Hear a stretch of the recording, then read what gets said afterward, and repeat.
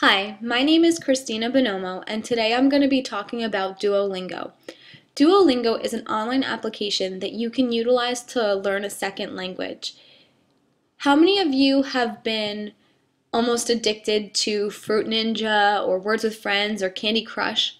Well, Duolingo takes those same principles and applies it to practicing a foreign language. It's really a great way to utilize your skills and refresh your memory with vocabulary and verb conjugations, and I really can see this being used almost essentially in a foreign language classroom. Because I'm going to be a Spanish teacher, I'm going to show you how you're going to use this in the Spanish classroom. It would be great for independent practice or homework assignments, because most of the time students don't want to do homework. Can't remember anyone that's like, yeah, give me more homework.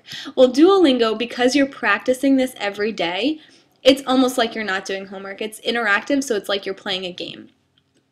So the first thing we're going to do is go to www.duolingo.com, which you can see here, and you're going to set up an account.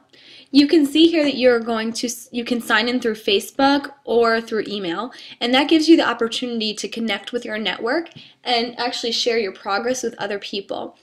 You can also see all the courses here that you can learn, and you notice here it even says English. So if you have students that are ELL learners, English language learners, this is a great way for them to practice on a regular basis.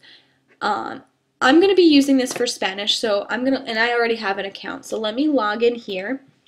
When you log in, it will ask you what language you're interested in learning. It will also ask you your daily goal, and it will ask you if you've been taking this language, if you want to advance, to advance to another level, so you're not starting at the very beginning.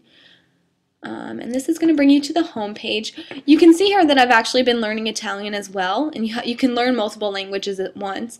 So I'm going to click on Spanish. And with this tree, the Spanish skill tree here, you can see that you can start from the very beginning, which are the basics, and you just continuously go down until you are at your next level, which you can see here, phrasal, future, and tense. So this would be where I would start next. If you scroll back up, you can see that you have a profile, and you can see your progress. So if you're starting at level 8, you can see how much further till you get to level 9. You can also see your streaks, so how many days in a row you've been working. That's important so that you can know that you're practicing on a regular basis.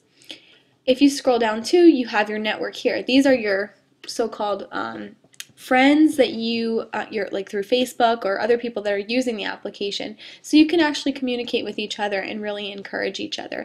I think that's a great motivational piece. So again, it makes it feel like you're enjoying the practice instead of just doing boring homework. I really wanted to go over an example through the vocabulary practice. Here you can see that as time goes by, you need to keep practicing your words. They fade from your memory, so you see here through the bar that if it's a full bar, your skills are still strong. But as time goes on, you're going to need to practice, practice, practice. So if you scroll down, let's pick one that we need to practice on. Let's pick the word. I've got a lot of skills over here. Let's pick on preguntar. So here we'll give you the verb. You can actually click here on this little speaker and you can hear the word. It also gives you how many times you've seen it, the part of speech, and how many different forms that you've seen.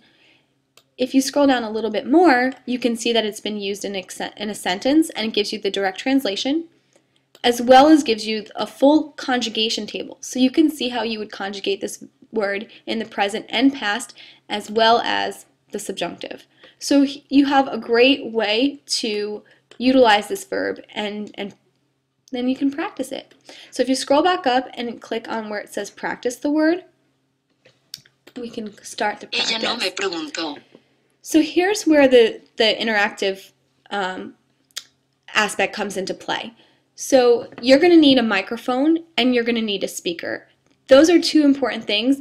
If you don't have a working microphone, you can bypass that, but it really helps because you can actually talk back to like talk back to the application.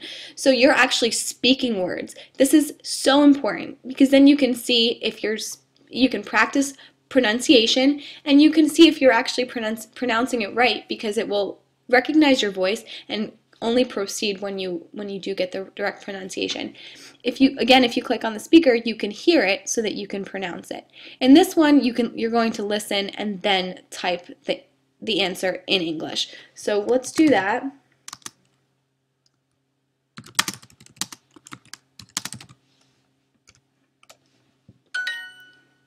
So when you're correct, you get a check, and then you can continue. No te pregunté. The next one will be, again, translate this to English. I'm going to get it wrong, so you can see that. No te pregunté. When you get something wrong, it actually gives you the correct solution and what you wrote as well as the correct solution, so that you can see where you went wrong. If you hold your mouse over the words, I think they give you a little bit of kind of like a little bit of a cheat, so you can see what that particular word means in that sentence. You can also continue. And here you go. I got 2 points so that I can I strengthen that word. Continue. I also want to discuss the immersion aspect. In this, you actually have the option to immerse yourself, and you can actually read real Spanish articles, real articles in that particular language that you're studying. And by doing this, you actually get a real feel for the Spanish culture. And there's a number of different articles here. You can see there's almost more than 11,000 articles that you can choose from, and you can pick from any topic. Say you want to pick sports, well, it will give you sports articles. If you are a soccer fan right here, you can read this article and continue, and it gives you a full translation too, so that you are getting that cultural aspect. So let's click on it, and we can see where it was from, and even give you a little bit of a picture. You can also discuss, which is nice. There's no one has commented on this article yet, but you can start a discussion, write about what you thought about it if you have questions, and other people will be able to comment and start an online discussion of the article. And if you click here, obviously you can see the direct translation. So if you didn't understand something, you have a translation that you can go back and refer to. And then again, it's available on your mobile device, which gives you an idea to see it in the App Store or the Google Play. But other than that, I think that covers most of Duolingo.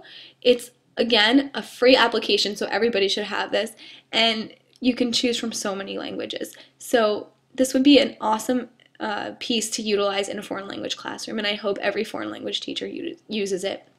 Okay, thanks. Have a good night, guys.